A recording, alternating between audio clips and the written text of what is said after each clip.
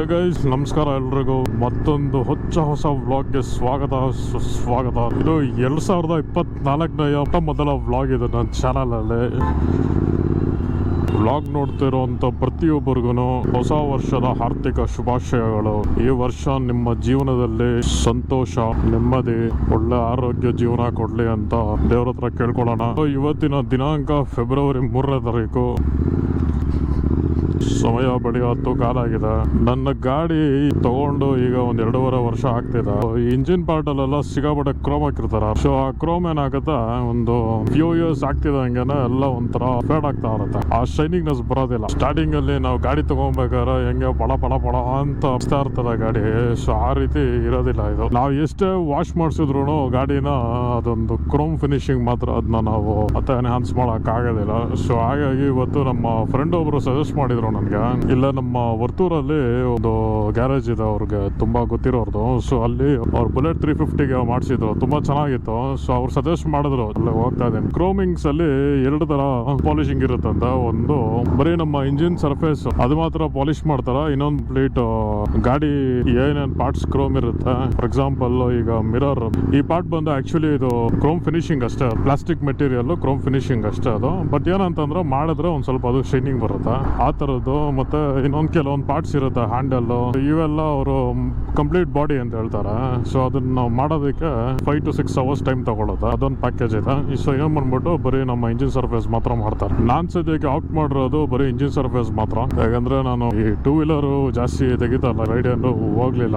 ಎಲ್ಲ ಹೋಗ್ಬೇಕಂದ್ರೂ ಬರೀ ಕರೆದುಕೊಂಡೇ ಹೋಗ್ತಾ ಇದ್ದೆ. ಬೇರೆ ಪಾರ್ಟ್ಸ್ ಎಲ್ಲ ಏನೂ ಆಗಿಲ್ಲ, ಬರೀ ಇಂಜಿನ್ ಪಾರ್ಟ್ ಮಾತ್ರ ತುಂಬಾ ಬಿಸಿ ಆಗೋವಂಥ ಜಾಗ ಇಂಜಿನ್. ಹೋಗಲ್ಲ ಮುಂದಕ್ಕೆ.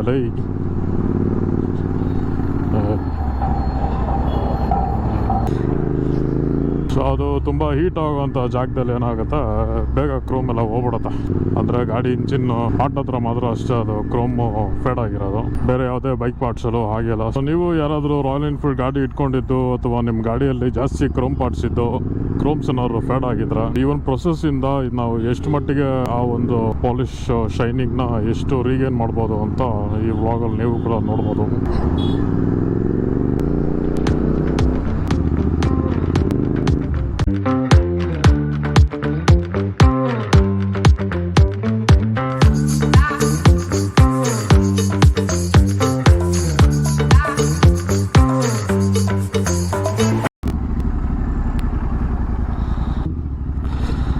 ಸೊ ಐ ಥಿಂಕ್ ಇದೆ ಅನ್ಸುತ್ತೆ, ನೋಡೋಣ.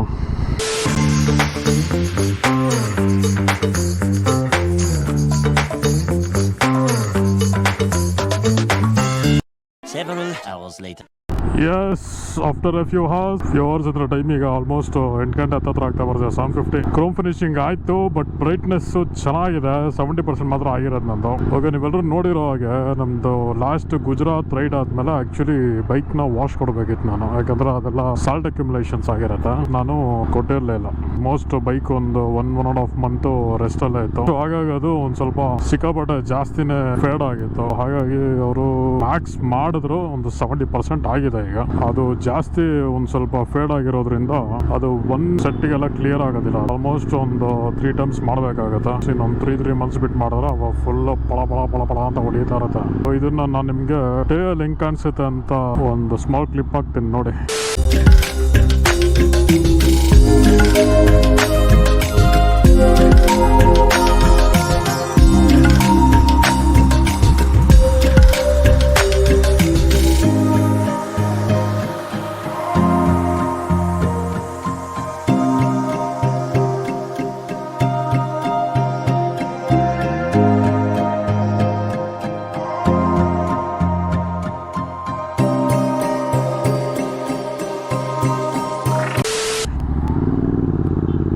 ಸೊ ಇದು ನೀವೇನು ನೋಡಿದಿರಾ, ಇದು ಬಂದು 70% ಫಿನಿಶ್ ಆಗಿರೋದು ಇದು.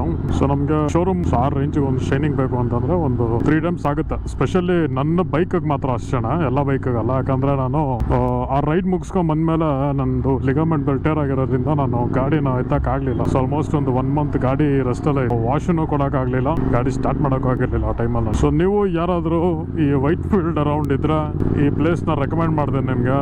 ಶೋರೂಮ್ ಅಲ್ಲ, ದೊಡ್ಡ ಗ್ಯಾರೇಜ್ ಅಲ್ಲ ಇದು. ಅವರು ಒಂದು ಮೆಕ್ಯಾನಿಕ್ ಒಂದು ಸ್ಮಾಲ್ ಶಾಪ್ ಅಷ್ಟೇ ಇರೋದು ಇದು. ರೇಟ್ ಅಂತೂ ವೆರಿ ರೀಸನಬಲ್ ರೇಟ್ ಮಾಡ್ಕೊಡ್ತಾರ.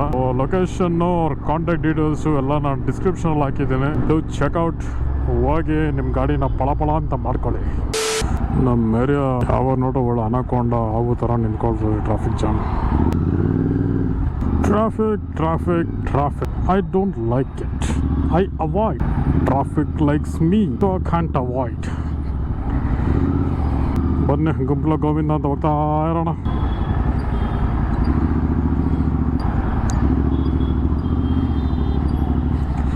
ಯಾಕೆ ತಾಯಿ ಈ ಟ್ರಾಫಿಕ್ ಜಾಮಲ್ಲೂ ಆ ಕಡೆಯಿಂದ ಈ ಕಡೆ ಬರ್ಬೇಕಾದ್ರೆ ಇಂಡಿಕೇಟರ್ ಹಾಕ್ಲೇಬೇಕಾ? ರೂಲ್ಸ್ನ ತುಂಬ ಸೀರಿಯಸ್ ಆಗಿ ತೊಗೊಂಡ್ಬಿಟ್ಟಿದ್ದಾರೆ ಅವರು. ಓಕೆ ಫ್ರೆಂಡ್ಸ್, ನಮ್ಮ ಮನೆ ಬಂತು. ಒಬ್ಬ ಶಾರ್ಟ್ ವ್ಲಾಗ್ ನಿಮ್ಗೆ ಇಷ್ಟ ಆಗಿರುತ್ತಾ? ಇದೊಂಥರ ಇನ್ಫಾರ್ಮೇಟಿವ್ ವ್ಲಾಗ್ ಅಂತ ಹೇಳ್ದ. ಸೊ ಈ ಒಂದು ವ್ಲಾಗ್ನ ಇಲ್ಲಿ ಪ್ಯಾಕಪ್ ಮಾಡ್ತಾ ಇದ್ದೀನಿ. ಟೇಕ್ ಕೇರ್, ಟಾಟಾ, ಬಾಯ್.